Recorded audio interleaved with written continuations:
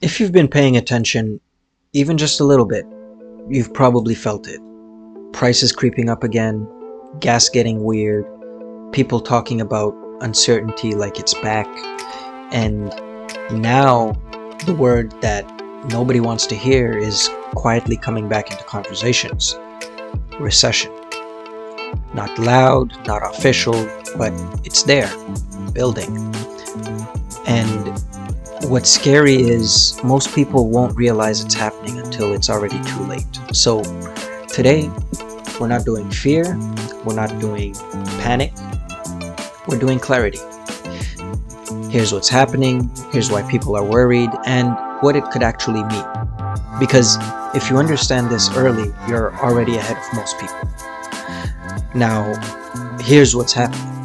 Right now, the global economy is being hit from multiple directions all at once. You've got rising energy prices, disrupted supply chains, and growing instability across major regions. This isn't one problem, it's multiple systems all starting to strain all at the same time. The biggest driver right now, the global energy system, is under pressure again. We're talking about oil shocks being compared to the 1970s energy crisis, oil supply disruptions, fertilizer shortages, food systems being affected globally, and when energy gets hit, everything else follows. Food, transport, even your groceries. On top of all of that, global hunger is also rising again, with hundreds of millions of people being affected. So this isn't just economic, it's humanitarian too. Here's why people are worried. Because this is exactly how recessions usually start. Not from one big collapse, but from multiple weak points forming all at once. Energy becomes expensive. Food becomes expensive. People spend less. Businesses slow down. And once spending slows down, the entire system starts to tighten. Then confidence drops, and confidence is everything, because economies don't just run on money, they run on belief. Even institutions like the IMF, the International Monetary Fund, they're warning about increased global risk. What it could mean? If this continues, we're looking at a slowdown, a stagflation, and even possibly a recession. And the difference between those outcomes, it depends on what happens next, not what's already happened. This time is very different. We're dealing with economic and geopolitical pressure and instability all together, all at the same time. That combination is what historically turns slowdowns into crises. So we have an article. Let's go to Reuters. And what they say, and this is where they were comparing it to the 1970s food crisis, early above in this article. But where I want to focus is where it says, war on Iran likely to worsen food crisis, as we just mentioned. It says the US-Israeli war on Iran has added to the alarm, Lario said, warning that prolonged disruptions to energy and fertilizer trade could spill over into global food markets and worsen hunger in import-dependent countries already in crisis. Even if the conflict in the Middle East were to end right now, we know that a lot of the food price shocks and inflation will happen in the next 6 months. That's what he said.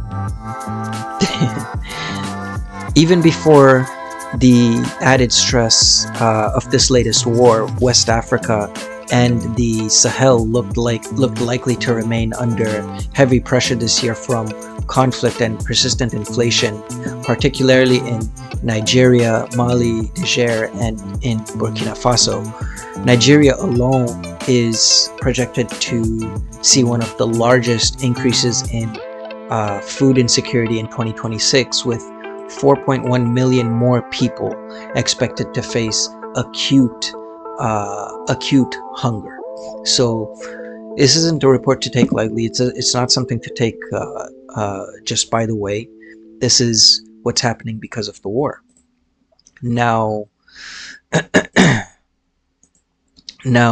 what's going on with the U.S., Israel, Iran focus? At the center of everything right now, of course, is tensions involving the United States, Israel, and Iran. It isn't just regional. It's becoming global, because this region where everything is going on controls one of the most important economic choke points on Earth, the Strait of Hormuz. The Strait of Hormuz handles a massive portion of global oil supply, which is about 20 to 30%. And when that's disrupted, prices spike all over the world. And most people don't realize how fast that impact travels. It's almost immediate. So here's why people are worried right now. Energy is the base layer of the global economy. When oil goes up, food costs rise, shipping costs rise, manufacturing costs rise. So even if you don't follow geopolitics, it's already affecting your wallet. We're seeing signs of rising inflation again, market uncertainty, pressure on supply chains. And here's the dangerous part. Markets often react too late. Some analysts are comparing this to early COVID underreactions. So what could it mean?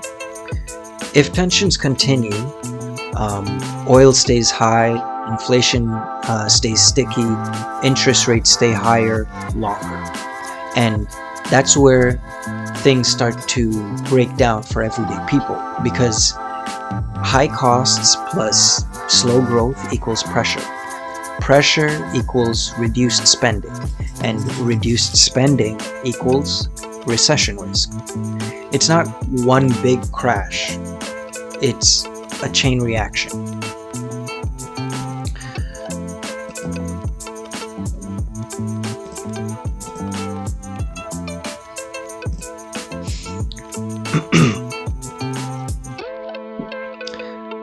We have an article by The Guardian for the Iran war.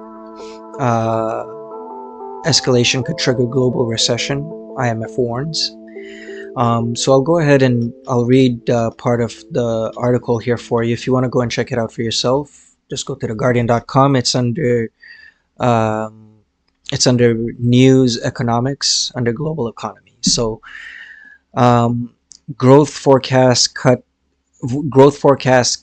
for US and global economy, while UK suffers sharpest downgrade in G7.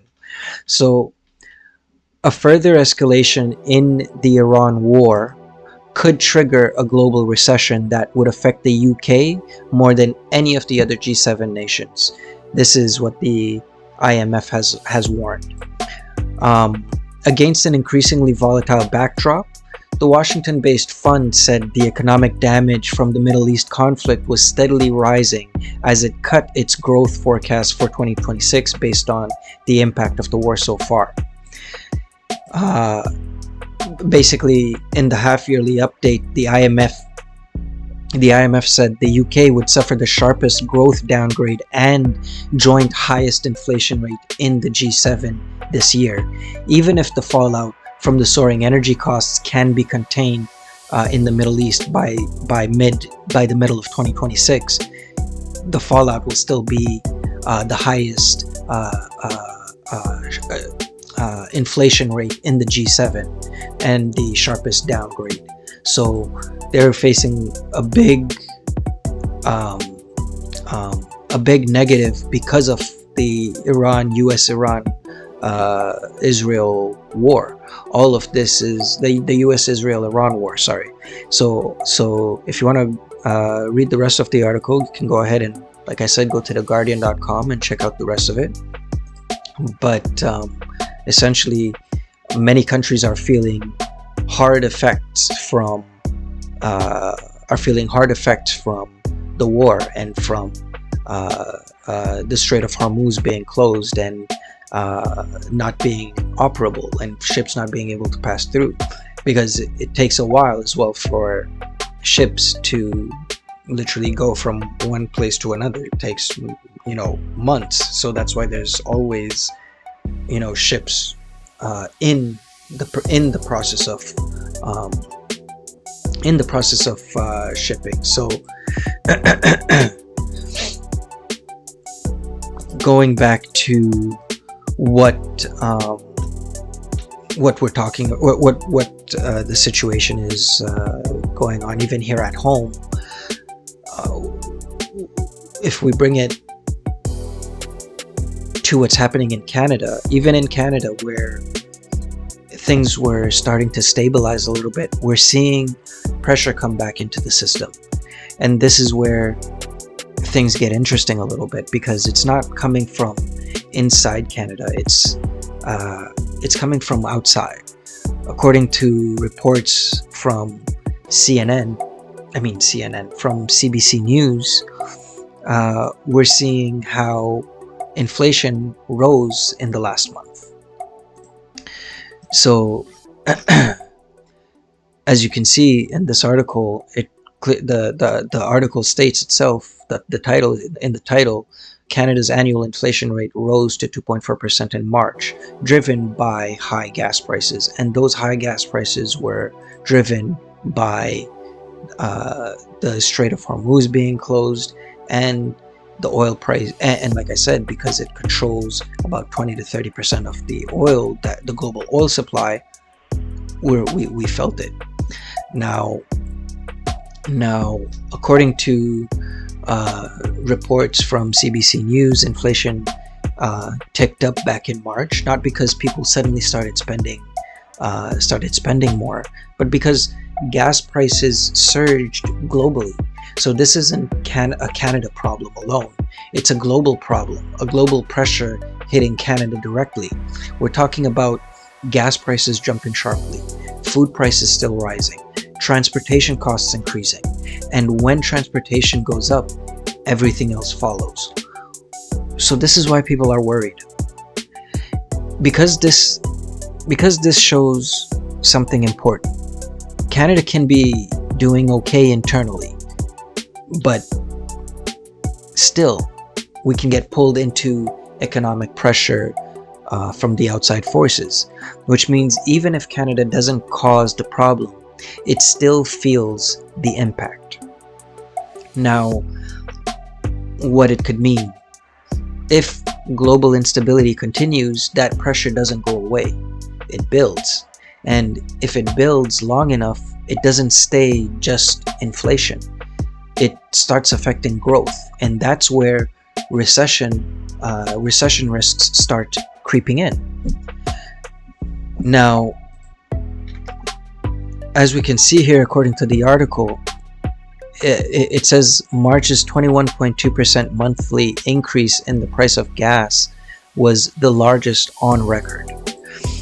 It goes on to say that Canada's annual inflation rate rose to 2.4% in March, according to StatsCan. And high prices for energy, especially gas, due to the war in Iran, drove inflation higher. So this is what I mentioned earlier, that it's not necessarily what's happening in Canada that's driving gas prices and inflation up, and because people are spending more. No, but it's external things that are happening outside of Canada, far away, and that's what's driving inflation higher right now. Energy prices were 3.9% higher compared to a year ago. Now,